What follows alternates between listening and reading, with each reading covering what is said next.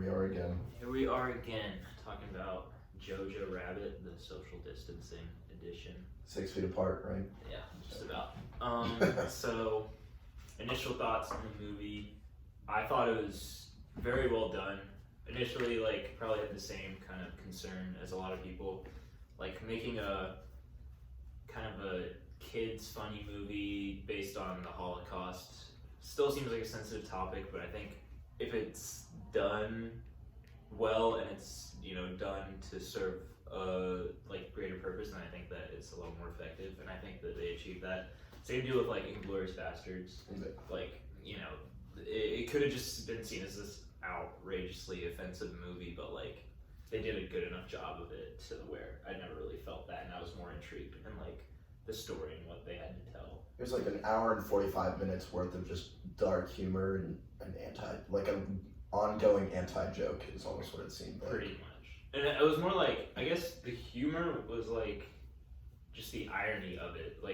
I don't know if this would have been it kind of just reminded me of a Disney movie, but it takes place in World War II Germany, and kind of just poking fun at it, and Hitler's just as stupid, we brought up Chef Cousteau at the beginning, his relationship with Remy and Ratatouille, and then how he just developed into actual Hitler, and we realized, okay, yeah, Hitler's awful, but at the beginning it's just he's this sympathetic character, and you're just what are they doing with this? Yeah, I mean, it definitely just it echoes the whole thing where during the Holocaust, obviously propaganda and Hitler's regime was essentially just spreading all of this false information, and I think that they took that idea and then just made it hilarious. I thought the movie was hysterical. Yeah, it was really well done, and I also really liked just the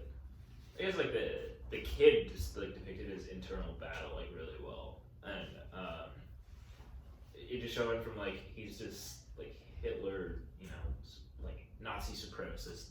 Obviously he's a kid, he doesn't really know anything, doesn't have this moral compass about him yet, and then just seeing how he goes through all the motions and is a lot more open to change, and we see that with all the kids in the movie, and they're the more reasonable ones when compared to the adults. That's what also reminded me of a Disney movie, JoJo, Yorkie mentioned, I saw the Jewish people, they're actually not, they seem normal. Yeah.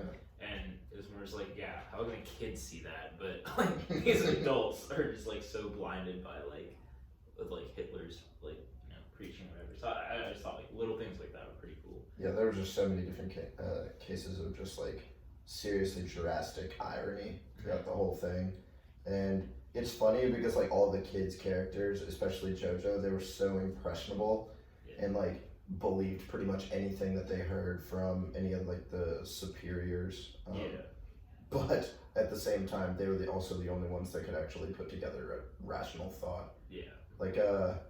Fat Amy's character, she's just even as an adult, she's just it's my uncle was hypnotized, and that's why he cheated on his wife.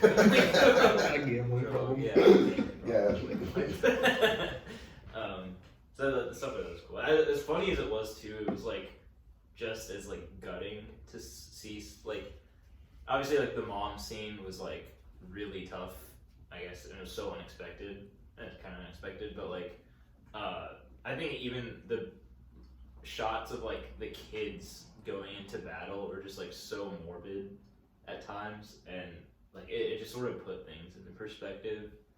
Honestly, we talked about this a little bit after the movie ended yesterday, but I felt the scene where the Gestapo enters their house, and then immediately after he's just playing in the town square and just sees that his mom is hanging for a crime that they don't really explain for another 5 minutes.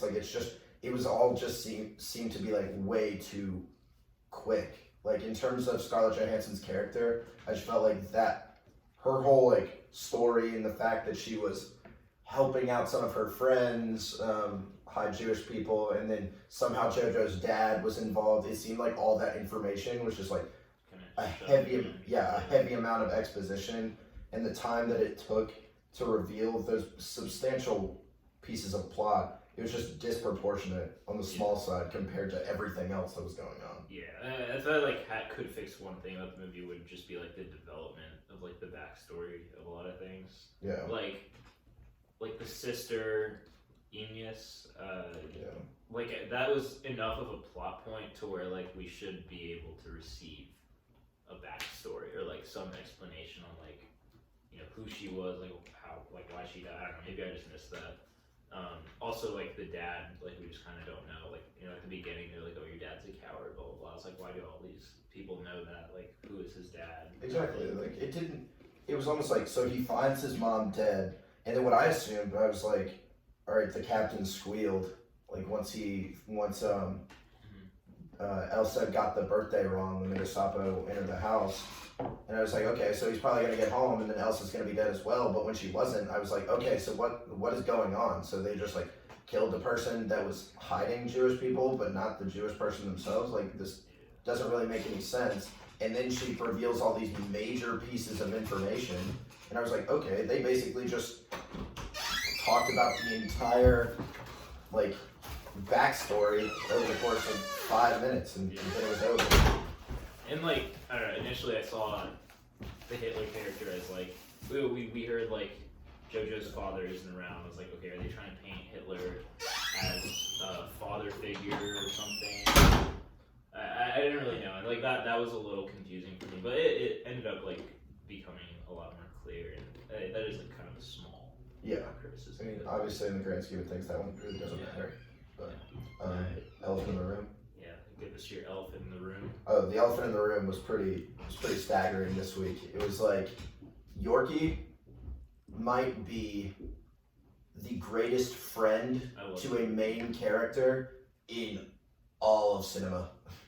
I'm just saying, like, this kid, we talked about his ability to like see things for how they are, and like despite him having the same upbringing as JoJo, he's the most well-grounded individual, and also like unwavering loyalty. Exactly. There was no concern once JoJo became a laughingstock. There was no concern with like, oh, maybe I shouldn't be talking to this kid. But nah, he just like dropped everything, went and hugged him like at all times. Even he blew up like what I assume was like a fucking jewelry store or something like that, and just dropped it and went to hug JoJo. Like he is 10 out of 10 human being.